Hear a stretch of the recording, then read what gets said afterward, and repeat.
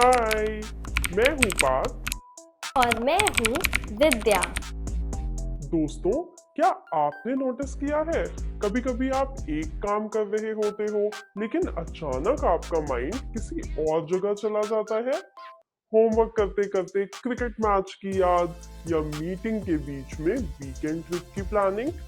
Mind हमेशा कहीं ना कहीं भटक रहा होता है। अगर आपका माइंड भी पास्ट की तरह ही भटकता रहता है तो आज का वीडियो आपके लिए है।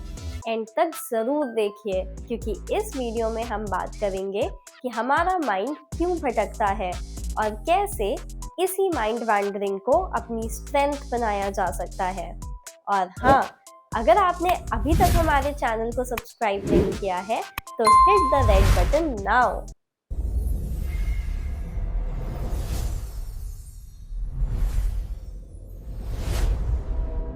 विद्या, मुझे लगता है मेरा माइंड एक जगह तो कभी रुक ही नहीं पाता।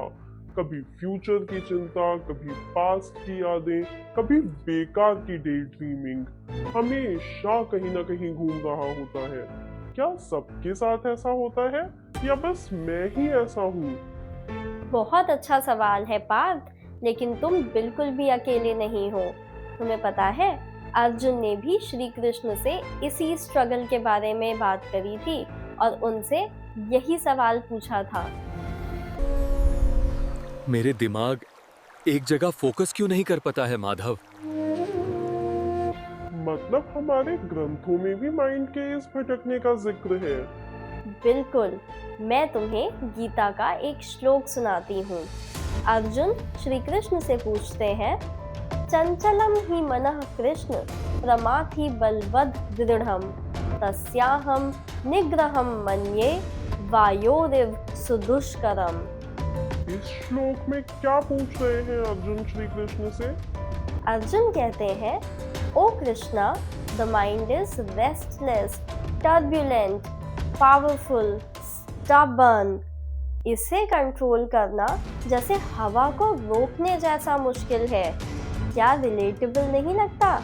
बिल्कुल हमारे आज के डिस्ट्रैक्शंस की तरह। आज भी तो हम ऑलमोस्ट डेली ही डिस्ट्रैक्शंस के समुंदर में जी रहे हैं।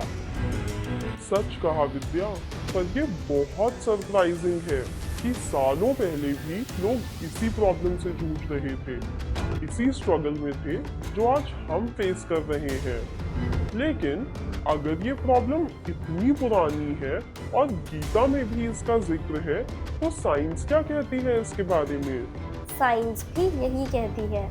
हार्वर्ड यूनिवर्सिटी की 2010 की एक रिसर्च में पाया गया कि हम अपने वेकिंग टाइम का 47% हिस्सा माइंड वैंडरिंग में गुजार देते हैं।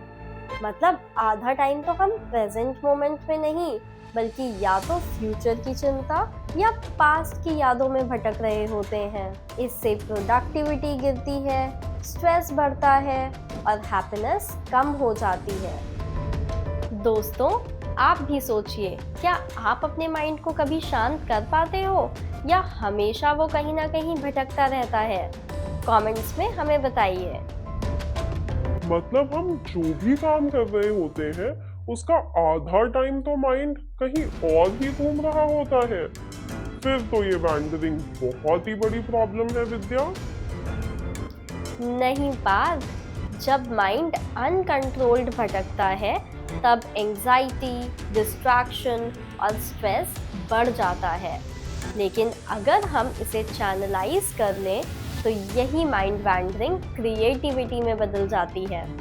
तुम्हें पता है, आइंस्टीन ने अपने बड़े बड़े आइडियाज़ के बारे में तभी सोचा जब वो फ्री वॉकिंग या डे ड्रीमिंग कर रहे होते थे। मतलब माइंड का घूमना बुरा नहीं है, बस उसका रास्ता सही होना चाहिए।